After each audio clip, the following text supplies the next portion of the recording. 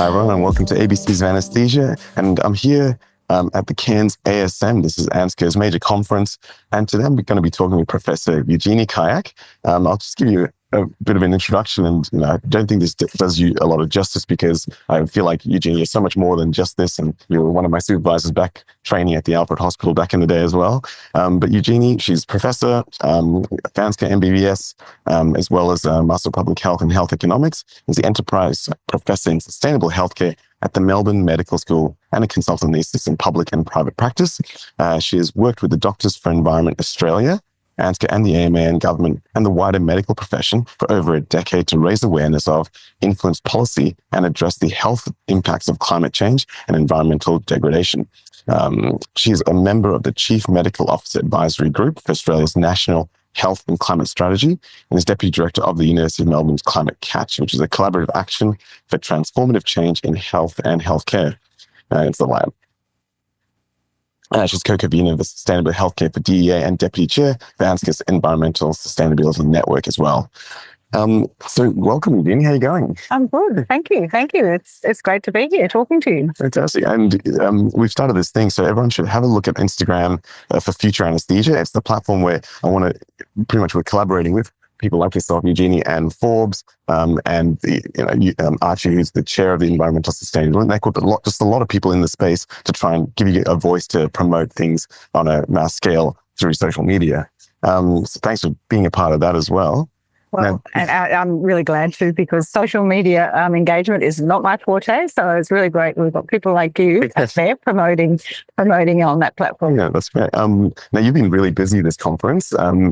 You're the keynote speaker, you've done a lot of work here, but today I think we'll be talking about decarbonisation of healthcare, and the 5 points that we might try to cover briefly are prevention, patient empowerment, lean service delivery, decarbonising high-value care, and then decarbonising operations. How does that all sound? No, that sounds perfect. So those 5 pillars of decarbonisation stems from work that the Centre for Sustainable Healthcare that's based in the UK has done for the last decade or more.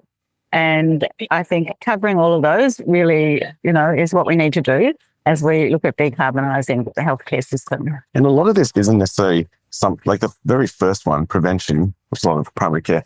I think when people think about sustainability, they're not really catching onto that as the first thing to do. But this is obviously a massive part of It is. And really, sustainable healthcare is providing the best healthcare we can provide and also preventing our healthcare needs from escalating. So one of the best things we could actually do is have healthy populations, healthy people, and that's where the prevention and primary care come in, and actually keeping them out of our hospitals because they don't need to be there. So, yes, they don't need to be in our hospitals, which are highly intensive, and also access all that highly energy-intensive, carbon-intensive treatments that come up with being an inpatient, for example, in a hospital system. So yes, prevention is absolutely one of the cornerstones of sustainable healthcare system. That makes a lot of sense. I mean, if you think about it, anytime you go to a hospital, the number of staff and equipment and all the complexities, that's obviously going to be doing a lot to create a greenhouse effect. We have a lot of anaesthetists and junior doctors listening to this. Yeah, it sounds like what we should be really doing, and whatever capacity we can, is to tell people to stop smoking, exercise more, eat healthy. Is that it is exactly true. And I think sometimes we forget about that. And also, fortunately, other people are working in that area as well. So yes, those things are really important. And to free up our resources for those who do need intensive healthcare care. Do you have a sense of the quantity? So if we took the argument to the extreme, if we made the Australian population a level of healthy no one went to hospital because of preventable disease. Is there something what the effect of that is versus taking nitrous away or something like that? Oh, that's an interesting question. It's a complex question, and I don't know the answer to that. It's about actually addressing those non-communicable diseases. Yeah. And I would say that addressing them would be ultimately more effective in decreasing or have more impact if you could address them. They're not that easy to address. People have been, government's been trying to address non-communicable disease for decades. Obviously, on a population level, if you were able to decrease our incidence of non-communicable disease, yes, theoretically, I think it would probably be more impactful than some of the other initiatives that we're aiming to do within the healthcare system. And the reality is, though, we need to do both at the same time. That's right. Those things have been, we try to keep everyone healthy. I think smoking has been a real success with the decreasing smoking levels, and potentially with the, novel approaches to weight management, maybe. Yeah. What are your thoughts on it? It's been shown over and over that every dollar or a dollar spent on preventative health is likely to actually save the healthcare system and $10 to $12 on acute care. Yep, which is massive. So from a resource point of view, it's the environmental footprint, but it's also the financial resource allocation. In Australia, I know, and I haven't looked this up recently, but a year or two ago, less than 2% of our healthcare budget was actually allocated to prevention. Yeah. So we could do a lot more in that area, and we should do a lot more in the area of prevention. Unfortunately, I don't think it gets valued very often, and it's not great to cut a ribbon in front of. Yeah, that's right. You open up a new hospital, it's not quite the same when it comes to allocating money towards prevention. There is obviously a lot of conversations and work in the area of improving our primary healthcare system. And making that stronger, which is, really important. Yeah, so from an anaesthetic point of view, lead by example, do well with your own primary healthcare, and also whatever you can do at the bedside in that short time frame to advocate for your patient's health and encourage smoking cessation and, weight loss or better health. That would be something useful to be able to do. Yeah. No, that makes a lot of sense. How about patient empowerment? I think this is really interesting because this gets a bit sexier. Well, it's a concept that we don't also, again, often think about. And so what does patient empowerment mean? In my mind, it actually means about improving the health literacy, first and foremost, of our populations and our patients. So they have more control about their health pathway. They can influence decisions. They can have a conversation with their healthcare practitioner about what treatment might suit them better and what they might want and not want. So that's really important as well. Sometimes I think we presume, and have probably been trained to presume, that we know what is best for the patient. But actually having that time, which is, I know, not easy, to really be able to nut down and work out, okay, what's going to actually work best for that patient? What do they want? What's going to work best in their environment so they are as healthy as they can be? And hopefully cutting out unnecessary care for particular patients. Do you think that absolute value, it does get a sense as soon as you get into the medical system, we have interventions, and these are the things that we're trying to promote, but these interventions have, the environmental effects.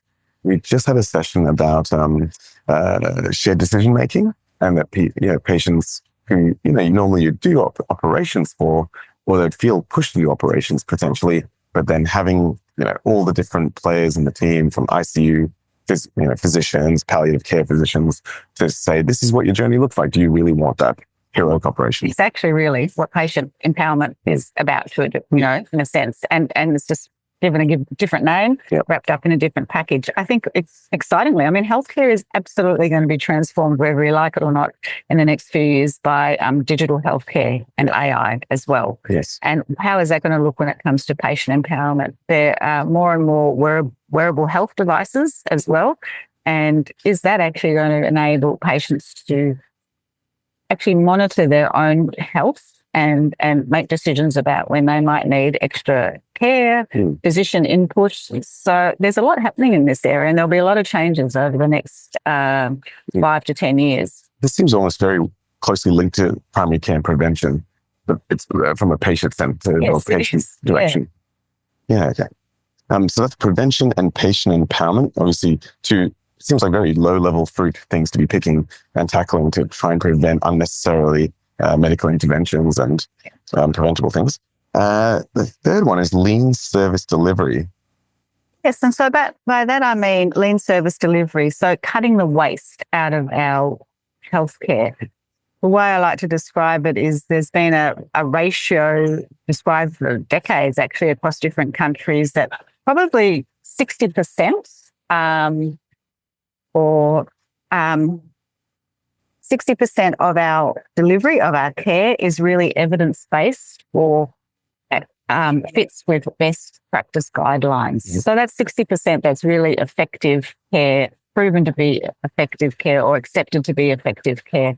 Probably 30% of the care that we provide is actually wasteful care, unnecessary. And 10% is likely to be harmful to the patient. Wow. So lean service delivery is actually looking about, yes, it's about looking how we can decrease our waste and waste within the products we use, but also really addressing that percentage that's harmful healthcare and wasteful healthcare. So that's 40% of That's incredible. potentially of our health practices that if we slash that, and obviously you're never going to get rid of it completely, but if we actually, in Australia, if you estimate that that's almost a third of our healthcare emissions, so then that could really go a long way in improving patient outcomes. So we're actually providing better care and also decreasing the carbon emissions and environmental footprint of our healthcare system. That also seems actually low level food. There was a really great presentation by, I think, Tim Nolan, and he, I think he's based in Cairns, and he looked at group and holes, I think in emergency appendectomies, and found that this many tests were done and 0 necessary blood transfusions. That seems like really important data to know.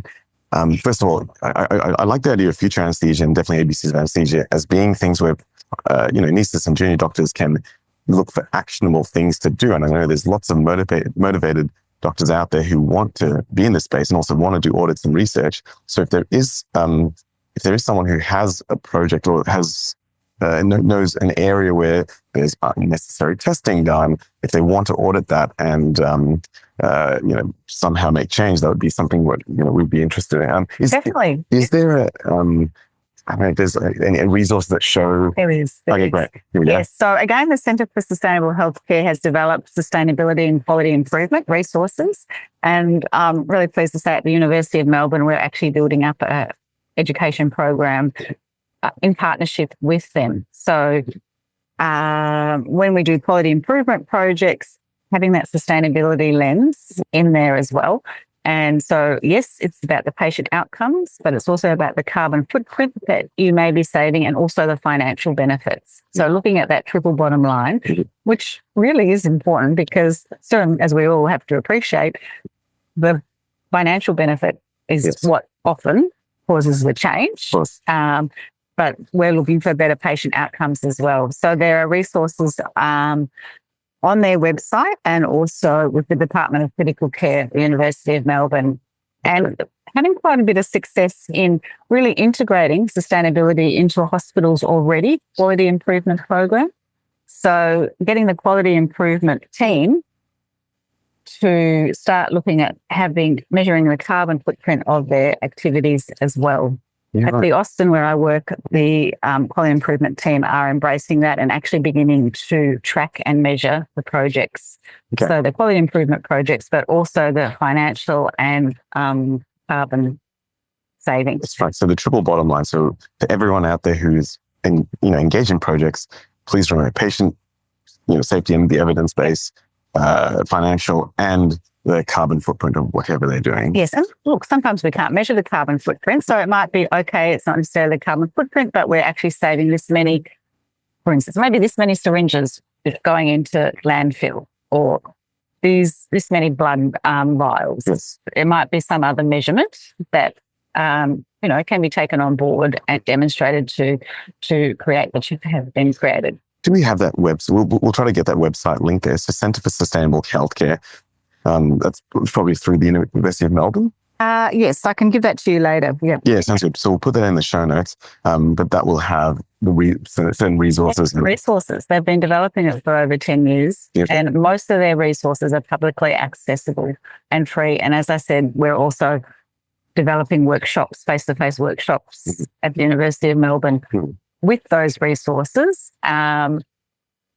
for physicians, but also for allied health, nursing health, much broader as well, healthcare staff to really look at how they can move in this space. I was going to say, this sounds really exciting to me. I think, so it's definitely for many junior doctors, medical students, registrars, even anaesthetists, to be able to look and audit practice where things are being unnecessarily done. There's a lot of us know that, we just don't need that test for this purpose. I think that would be, again, a very easy audit or project to do, which means that, you could really make a difference and also, be, and a lot of our junior doctors listening want to be part of their department. So that's definitely something they can get involved in. What we're also doing is developing a competition. Oh, yeah. So really, which has got sustainable quality improvement as its platform. Yes. So hospitals at Melbourne, affiliated with the University of Melbourne, now we're in our third year. This was started by a thoracic surgeon, Ben Dunn, who works with us, and nice healthy competition between the hospitals so that we can actually showcase their sustainability and quality improvement projects and demonstrate the savings, financial and carbon savings from these projects and the cumulative savings. That's about to happen, is it? It's already in its third year. Okay. And this year coming up now, we've got probably 10 hospitals. So it started with one, Royal Melbourne, then 3. So they won. Yes, they won. And now I believe, and we're about to launch on June the 5th, that there will probably be 10 hospitals for the next iteration of it. You should definitely reach out. Let me know the winners. We'll publicise that as well. I invite you along to the launch. Sure, let's do it. So that's lean service delivery. A lot of useful things that are actionable there as well. How about the fourth step here, decarbonising high-value care? What's that about? So, of course, we're still going to be providing care, and we're going to be providing high-value evidence-based care. And when we really look a bit closer at the care that we're providing, do the life cycle assessments or analyse the carbon footprint, it's about actually making the choices. If there is a low-carbon alternative, well, let's prescribe that. Let's go with that. Let's do that. A very good example that a lot of people are not aware of is our meter-dosed inhalers that we use for asthma and COPD. Meter-dosed inhalers with the propellants are really impactful greenhouse gases. Right. So by swapping from a meter-dosed inhaler to a dry powder inhaler, there's about a 50-fold difference in greenhouse gas emissions. And other countries have done this. Sweden has almost less than 10% of meter-dosed inhaler prescriptions. That's amazing. And when you think, only because I had a meeting with a respiratory physician talking about the change from, Ventolin and Serotype type models to Symbicort, and the SMART trial showing that Symbicort for maintenance and reliever therapy is actually better than having the preventer and a reliever. Just use Symbicort together. Yeah, so that's and it's a really good example because we can be providing that high value care, which is also can be a low carbon alternative. I'm so surprised when I talk about this of how many respiratory physicians, medical, GPs, anaesthetists are not actually aware of the greenhouse gas impact of a meter-dosed inhalers. But that'll be changing in the next few years. I guess even though it's a small canister, to create that is a system with creation of the gases, piping, everything else. Well, that's it. But it's the propellant that goes into the meter-dosed inhalers that is really the powerful greenhouse gas. Do you see any other things in terms of decarbonising high-value care? Any other examples like in the anaesthetic space then? Well, the obvious things in the anaesthetic space is moving away from desflurane. So quite a few hospitals, big hospitals, 2 that I work in, the Alfred and the Austin, but there are others that you can see on the TRASH website, have actually, the phrase is ditched desflurane, so taken it off their formulary. ANSCA towards the end of last year, released a statement on desflurane. So I really encourage people to read that because it's an evidence-based, really very short statement and it's got quite a lot of references to look at. And then CATARG, which is the Council for Australian Therapeutic Administration Guidelines, which is a national council, released a statement in February this year around desflurane that I had the pleasure of co-chairing the development of that statement with Scott Maher from ANSCA. Yeah, very nice. And that statement had input from ANSCA and the ASA as well. Yeah, great. Okay. So that's probably the obvious one. But moving on, we're also talking a lot about nitrous oxide. Of course. More and more. It was staggering to me that even most of the nitrogen that's in the environment is just leaked from piping. It's an incredible thing. And isn't that incredible? And we really only discovered that about 5 years ago. So it was actually a pharmacist in Scotland who I believe can probably be credited for doing the calculations, working out. That's right. I do, but Alaka, I'm going to get the name wrong. No, that's right. Give that to you later. Yeah, we'll put it in credit to the pharmacist who discovered this. Yeah. And actually realizing that the amount of nitrous oxide that they were buying and delivering, there was such a discrepancy, 98% discrepancy, and going to look for what that reason was, what that cause was. And this is now leading to increasingly hospitals looking at potentially decommissioning their nitrous piping system, because it's really hard to detect those leaks. Yeah. Nitrous is odorless, colourless. It's not very, the problem with it is it's actually not very expensive. Yeah. So there's not actually that much incentive to worry about it. Yes. And So we had a talk today. Mary O'Shea from Prince Charles Hospitals talked about how they decommissioned nitrous oxide at the beginning of last year, and more hospitals are looking at doing that. So have a look at the UK nitrous oxide project led by pharmacist Alifia Chikera. Have I got that right? Thank you. Okay. Thank Google. That's good. So we are actually, we've got a few new hospital builds in my public hospital network, and one of our new hospitals won't have any piped nitrous. Oh, excellent. Yeah, so that's fantastic. Again, great work by Professor Forbes McGain and a lot of the team, but that's amazing because, there's all these, requirements for, analgesia and maternity and other hospitals as well as an emergency, but this can be done with cylinders. Yes, that's right. Limited problem. Get rid of nitrous altogether. Where it's still required, it's provided. Yeah. But do we actually need all that infrastructure that we can't? Yeah. We just can't detect the leaks or can't manage. It's expensive. There's leaks. Yeah, as long as you have that cylinder, that is so much better. That's fantastic. So that's decarbonizing high-value care. There's probably many examples of that. There's probably one that's, again, closest to us, which is decarbonizing operations. Yes, and by that, we're talking about the facility. So I think it's important to start with and think that, we actually need to decarbonise our grid, our energy grid. So everything else we've said is absolutely vital and important. But along with that, in conjunction, we need to look at where our electricity is coming from first and foremost. Is it being supplied by renewable energy? And if not, why not? In Victoria, the government have made a commitment that the electricity supplied to the public hospitals will be sourced from renewable energy sources by the end of this year. So that's very exciting. But also some of our states rely very much on gas as well. So relying on gas to heat our hospitals. And can we move away from that? Well, the answer is yes, we can. Yeah. So the new Melton Hospital in Victoria is going to be built without gas infrastructure. Amazing. The Canberra extension, which is a big extension, won't have gas. And also in Adelaide, the new Women's and Children's Hospital. These are just some examples of hospitals that are being built without gas infrastructure. So they will be run on electricity. And then the next step is for that electricity to be renewable. So that's really important, as is looking at the efficiencies of our hospitals and our operating rooms.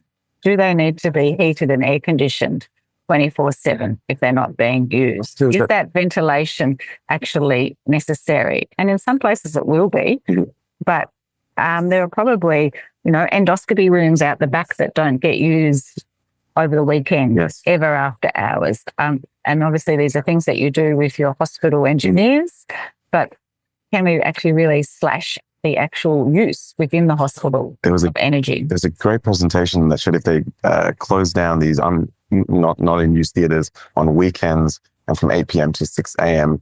in Scotland, I think is a saving of up to £4 million per year, which is such a great business case for just looking at that. That's really interesting. I think it came up to maybe millions, like even more, like tens of millions of pounds if you extrapolate that to the UK. And I suspect that Australia would be somewhere in between. Yeah, very interesting. Is there anything else to say about the decarbonising operations? Well, having renewable energy sources is really important as we look, and we're increasingly looking into how we can move away from some single-use devices to reusable devices. So yes, over the last few decades, it seems like our reusable devices have sort of faded away and we're using increasingly, single-use plastic devices. Fortunately, not fortunately, but there's an increasing awareness that that's not sustainable. Plastics are probably impacting our health. Mm-hmm. So as we look at what we can now convert back to being reusable, and obviously not all equipment can be, if we're going to be using reusable, then they need, or those devices, how are we actually washing them and sterilising them? Are those washing machines and sterilisers being run on brown coal, for instance? Well, if they are, then it's probably not very environmentally beneficial. But if they're being run on renewable energy, then it really actually strengthens the argument for moving back to reusables, which again and again have been shown to be financially beneficial. Yeah, excellent. I think we've covered a lot there. So we've talked through prevention in primary care, patient empowerment, improving their health literacy, lean service delivery, decarbonising high-value care, and decarbonising operations. Anything else to add before we... I think that's probably good to just reflect and remember that sustainable healthcare is not about not providing healthcare. It's really, at its essence, is providing high-quality, evidence-based care, the right care at the right time to the right person, whatever that may look like. So it's not about minimising the correct care, but actually getting rid of the waste and providing high-quality care and having the resources to do that. Yeah, I think that's a great way to end. That's a great summary, and it really is about better patient care as well. So please check out Future Anesthesia on Instagram and check out the posts. A lot of the posts will have more detailed information about some of the major trials that were published and the takeaways, and hopefully it's an easier method than reading the trials themselves. And also we'll have lots of videos and resources coming up in the near future. So please check out Future Anesthesia. Thanks very much, Eugenie. Thank you very much for having me. As well as at all. We'll see you next time. Everyone, please share this with anyone who might be interested, and we'll see you next time. Thanks a lot. Bye.